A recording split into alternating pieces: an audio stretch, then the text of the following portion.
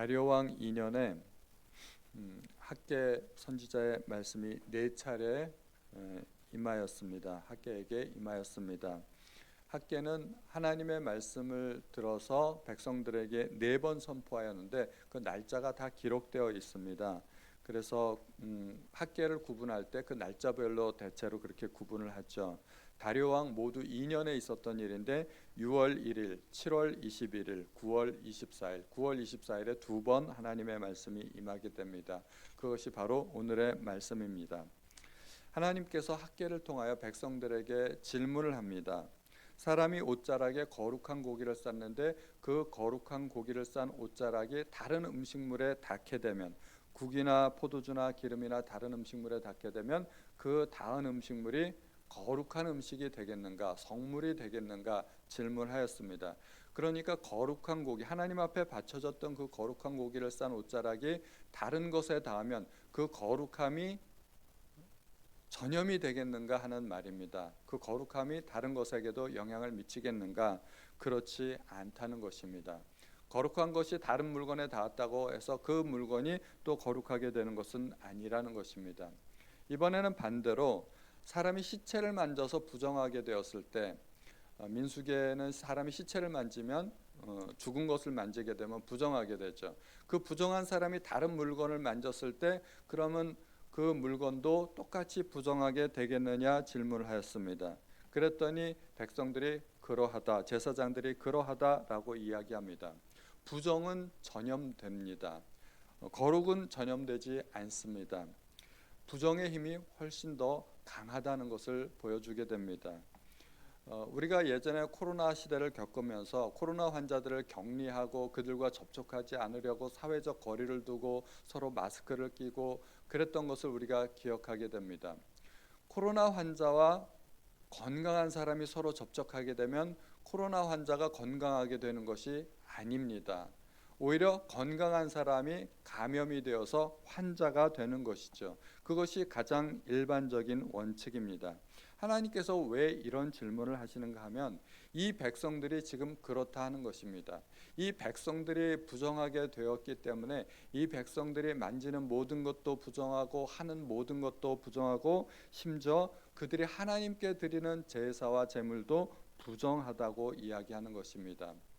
그들은 하나님의 일에 관심이 없었습니다. 그들이 포로로부터 돌아온 그 사명과 목적을 잃어버렸습니다. 분명히 돌아올 때는 성전을 재건할 그 사명과 목적을 가지고 돌아왔는데 한 번 방해에 부딪히니까 그 뒤로는 아예 잊어버렸습니다. 그리고 그들은 자기의 집을 짓고 농사를 짓고 살기에 급급했습니다. 그런데 사명을 잃어버리니까 어떻게 되었는가요? 하나님께서 재앙으로 치셨습니다. 20고루 곡식 더미에 이르니까 10고루밖에 거두질 못했고 또 포도즙 틀에서 50고루를 수확을 해야 되는데 20고루뿐이었습니다. 절반이 채 안 되는 그런 수확을 할 수밖에 없었다는 것입니다. 그들이 하는 모든 것이 부정하기 때문에 그들이 일을 해도 열심히 일을 해도 하나님께서 불어버리시고 그들이 노력한 만큼의 수확을 거둘 수 없었습니다. 그것은 하나님의 재앙이었습니다. 그들이 그러한 재앙을 받으면서도 깨닫지 못했기 때문에 돌아올 수가 없었습니다.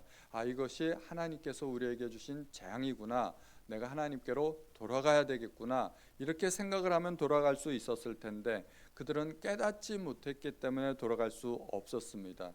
그래서 하나님께서 선지자를 통해서 이 재앙의 원인이 무엇인지를 알려주셨고 그것을 해결할 수 있는 방법을 알려주셨습니다. 그것이 이제 9월 24일에 그들이 성전 지대를 쌓게 되는 동기가 된 것입니다.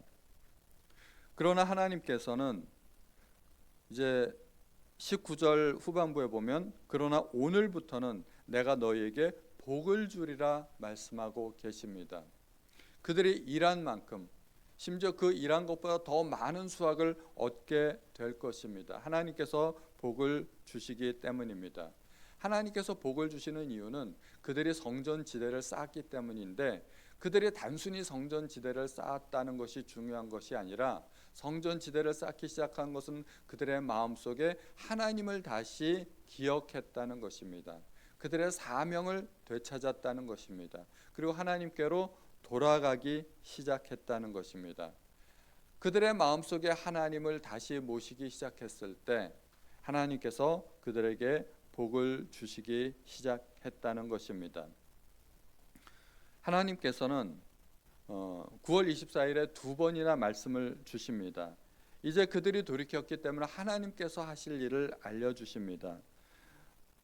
하늘과 땅을 진동시킬 것이고 여러 왕국들의 보좌를 엎을 것이고 여러 나라의 세력을 멸할 것이고 병거와 그 탄자를 엎드러뜨리리니, 그래서 결국은 23절의 후반절에 보면 그날에 내가 너를 세우고 너를 인장으로 삼으리니 이는 내가 너를 택하였음이니라 만군의 여호와의 말이니라 하시니라. 이 스룹바벨은 여호야긴의 손자였습니다.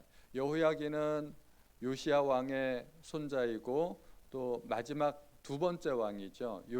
여호야긴 이후로 시드기야가 왕이 되어서 완전히 나라가 망하고 말았는데, 여호야긴이 포로로 끌려갈 것을 하나님께서 예언하셨습니다. 예레미야를 통해서 예언하였습니다.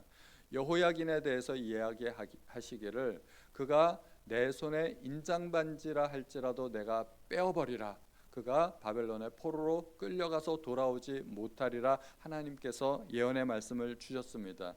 그리고 실제로 그 예언대로 되었습니다. 여호야긴은 포로로 끌려가서 돌아오지 못했지만 그러나 그 손자인 스룹바벨이 돌아왔습니다. 그리고 스룹바벨을 통하여서 하나님께서는 다시 그를 인장반지로 삼으시겠다고 약속하십니다. 스룹바벨은 궁극적으로 예수 그리스도를 의미합니다. 하나님께서 다윗을 통해서 언약하신 그 다윗 언약이 결코 없어지는 것이 아니라 다시 회복시키실 것을 약속하시고 이루어 주시는 것입니다. 하나님께서 다윗을 통하여서 내 왕위가 영원히 견고할 것이며 내 나라가 영원히 서리라고 말씀하셨는데, 그것은 메시아 왕국의 도래를 이야기하는 것입니다. 여호야긴은 하나님의 저주를 받아서 포로로 끌려갔지만, 그리고 하나님께서 인장반지로서 빼어버리셨지만 하나님께서 스룹바벨을 다시 돌아오게 하시고 다시 인장으로 삼으심으로 하나님의 언약이 회복되는 것을 우리에게 보여줍니다. 하나님의 언약은 반드시 이루어집니다. 하나님께서 나에게 말씀하신 모든 것이 이루어지는 것을 우리가 기억해야 할 것입니다. 앞에서 거룩한 고기와 시체에 관한 이야기를 말씀드렸는데, 거룩과 부정한 것이 맞부딪히면 부정한 것이 더 힘이 세다고 말씀을 드렸잖아요. 거룩은 전염되지 않지만 부정한 것은 전염이 됩니다.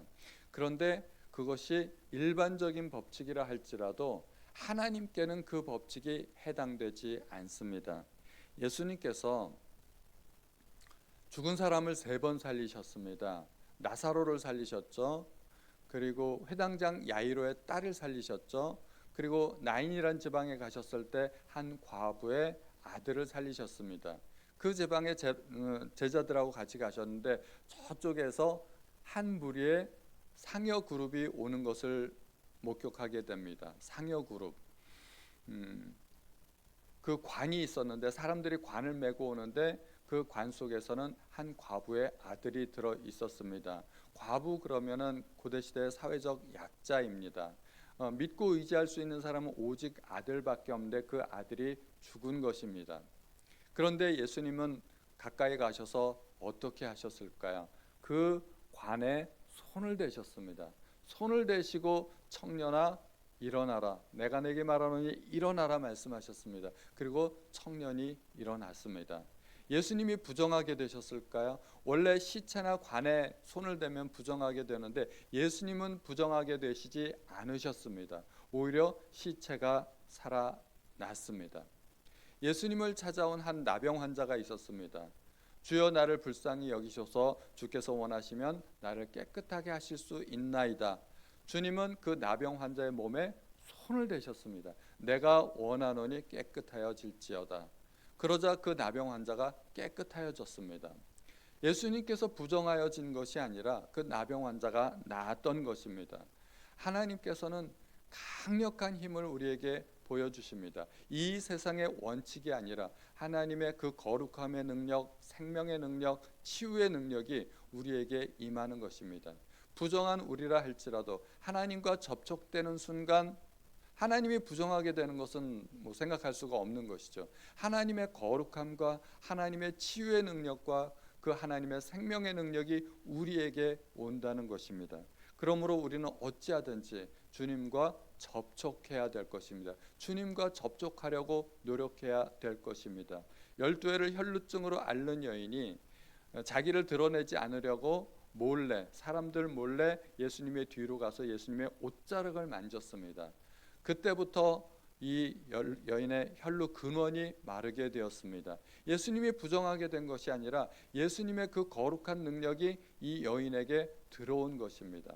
우리는 어찌하든지 주님 앞에 나아가서 주님의 옷자락이라도 만지겠다는 그 절박한 심정으로 하나님 앞에 나아가야 될 것입니다. 주님, 나를 만져주시고 나에게 접촉하여 주시고 주님의 그 생명의 능력이 나에게 옮겨올 수 있도록 도와주옵소서. 그렇게 기도하시면 분명히 하나님의 놀라운 능력이 역사하실 줄로 믿습니다. 그렇게 간절하게 기도하시는 우리 성도님들 되시기를 주님의 이름으로 축원드립니다. 하나님 아버지, 오늘도 저희에게 말씀을 주시니 감사드립니다. 이스라엘 백성은 하나님을 잃어버리고 부정한 백성이 되었고 그들의 삶에 저주가 있었지만 그들의 마음속에 하나님을 다시 모시고 그리고 사명을 회복한 순간 하나님께서 그들에게 복을 주시겠다고 약속하셨습니다. 저희의 삶이 복받는 삶이 될 수 있도록 도와주옵소서. 어찌하든지 주님 앞에 나아가 주님과 접촉하고 주님의 생명의 능력을 전수받는 저희가 될 수 있도록 도와주옵소서. 모든 말씀을 우리 주 예수님의 이름으로 기도하였습니다. 아멘.